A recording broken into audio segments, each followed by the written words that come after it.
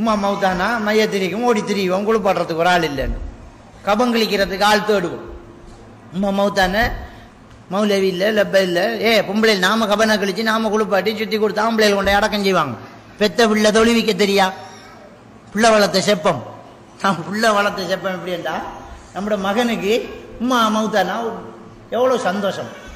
நான் பிள்ளை வளர்த்திருக்கேன், என்ன குளிப்பாட்டி என்ன தூக்கி என்ன சந்தக்கில் வச்சு கொண்டு போய் எனக்கு என்ற பிள்ளை தொழுவிப்பான், எனக்கு என்ற பிள்ளை துவா கேட்பான்.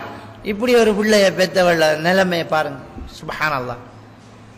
ஆறு உண்மையா உருகி கேட்பான் துவா.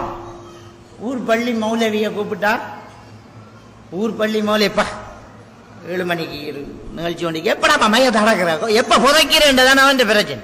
போகணும், அவன் வழக்கம் என்ன போகணும். செலவு இந்த மற்ற மௌலை மாறண்டா காசு மௌத்தானா அந்த ஊர்லயே சந்தோஷப்படுற மௌலை மட்டும்தான். எல்லாரும் குளற மையத்து விழுந்துட்டாமண்டா கடங்காரியும் என்றமோ அவள் காசு என்றனும் பரவாயில்ல ஹலால் என்று அவளும் ஹலால் சொல்லுவாள். அந்த மௌத்தான சத்தங்கள் மையத்தாமண்டு வந்தா மௌலைக்கு மாஷா அல்லாஹ் இன்றைய பாடு பிள்ளை இல்லை. எப்படியும் இன்றைக்கு ஒரு 500 ரூபா கொழுவும், மர 3 நாளையால் கத்தம் கிழிக்கலாம், மர 7 நாளையால் மர 40 மாஷா அல்லாஹ். நாங்கள் இந்த மதுரிசா வளவு பண்ணுறதுக்கு வசூலுக்கு போயிருந்தோம் ஒரு ஊரில். ஒரு வசூலுக்கு போனால் அந்த குளிர் பிரதேசம் மத்திய மலை பிரதேசங்களில் ஒரு ஊருக்கு போகிறோம், பஸ்ஸரங்கிற ஊர். அந்த ஊருக்கு போனால் இனி அந்த ஊர் பெரிய வழியில் தங்கி அந்த ஏரியாவில் உள்ள கடைகள் முதலாளிமாரை சந்தித்து நினைக்கிறேன் 92ஆம் ஆண்டு அந்த பகுதிகளில் நாங்கள் சின்ன ஆக்கள் போய் என்ன செய்கிறோம், வசூல் பண்ணுறோம். வசூல் பண்ணக்குள்ள அந்த பள்ளி நிர்வாகத்தில் சொன்னாங்க, நாங்கள் இந்த பள்ளிக்கு மௌலை எழுத வேண்டு கோல் பண்ணியிருந்தோம், பேப்பரை கொடுத்துருந்தோம். உங்களோட ஊர் மௌலை, உங்களோட கிழக்கு மாகாணத்திலேருந்து ஒரு மௌலை வந்தார், இன்டர்வியூக்கு வந்தாச்சு. கிராத்தெல்லாம் நல்லம். இனி அவருக்கு இப்படி தான் சாப்பாடு, ரூம் வசதி எல்லாத்தையும் நாங்கள் சொல்லி, நீ அவர் ஃபேமிலியோடு இருக்கிறனால லீவ் எல்லாம் நாங்கள் கரெக்டாக மாதத்தில் 3 நாள் உங்களுக்கு லீவு எல்லாம் சொல்லிட்டோம். கடைசியாக உங்களோட ஊர் ஆக்கள் எவ்வளோ திறமையான ஆக்கள் என்றதை அவர் காட்டிட்டார் என்றார். என்ன என்ன என்ன செஞ்சார் என்றார், சம்பளத்தை பேசினா அவருக்கு சம்பளம் காணாதான். இந்த சம்பளம் கட்டா கூட்டித்தாங்கண்ணா, அவ்வளோ சிற கட்டா இவ்வளோ தான் தெரியலாம். அந்நேரமெல்லாம் நான் நினைக்கிறேன் ஒரு 10,000 ரூபா 12,000 ரூபா 15,000 ரூபா தான் சம்பளம் 92ஆம் ஆண்டு.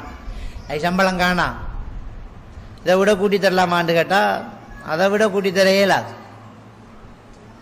அவர் யோசிச்சு போட்டு சொன்னாராம், உங்களோட ஊர் மையவாடியை எத்தனைன்னு கேட்டாராம். எங்களோட ஊருக்கே ஒன்று தான், நான் கொஞ்சம் மையவாடியை பார்த்து போட்டு தான் முடிவு செல்லுவேன்னுட்டாராம். என்னடா இது, பள்ளியில் நிற்கிறது சம்பளம் பேசின மையவாடியை பார்த்து போட்டு முடிவு செல்லுவேன்டா, இது என்ன அவங்களுக்கு ஒன்றும் பழங்கள்லாம் மையவாடி பள்ளிக்கு பின்னுக்கு தான் காட்டுவிட்டேன்னு அப்படியே நடந்துக்கிட்டு போய் வந்து பேக்கை தூக்கிட்டாராம். என்ன அது கட்டாதண்டா, என்ன அந்த மையவாடியை பார்த்து போட்டு இருந்தால் போறேன்னு பின்னால் போய் அசர, இந்த மையவாடியை பார்த்த ரகசியத்தை கொஞ்சம் சொல்லுங்கன்னா, நான் போய் பார்த்தேன் புதுசாக மையத்துகள் கணக்கையே காணலை, புதுசாக மையத்துகள் கணக்கையே காணலை. அப்போ இருந்து விட்டு ஒரு மையத்துள் வந்து அதில் வர சம்பளத்தை சேர்த்து அட்ஜஸ்ட் பண்ணி பார்க்கலாமண்டா காணாது. அவன் யோசனையை பாருங்க, ஊரில் நிறைய பேர் சமம் கொண்டு நிறைய பேர் செத்தா தான் அவன் பிழைக்கலாம். அப்படியான குதிரத்துள்ள ஆக்கள் எல்லாம் இருக்காங்க, நிறைய பேர் சாகணும் பண்ணி சிந்திச்சு பாரு. அந்த அளவுக்கு மனுஷன் யோசிக்கான், விளங்கிட்டான். எனவே நம்ம ஒரு ஒரு மையத்தை அந்த மௌலவி வந்து தொழுவிச்சு அந்த மையத்தை அந்த மௌலவி வந்து துவா கேட்டு இது சரி வருமா யோசிச்சுப்பா. இவன் பிஸ்னஸ், அவன் பிஸ்னஸ்ல வாரான், அவனுக்கு சந்தோஷம். வா இன்னொன்று சாகாதான், அதான் இன்னால் இல்லாயி ஓ இன்னொன்று சாகாத அகத்தந்திங்கண்டுக்கு போற ஆள் மையத்தை தூக்கிட்டு போகல, அதான் உள்ளுக்குள்ளதான் நினைச்சு போவான் அவன். அவ நம்மட பிள்ளை நம்மளுக்கு குளிப்பாட்டி நம்மட பிள்ளை நம்மளை தொழுவிக்கிற அளவுக்கு நம்ம பிள்ளை வளர்க்கலன்னா என்ன இஸ்லாம்?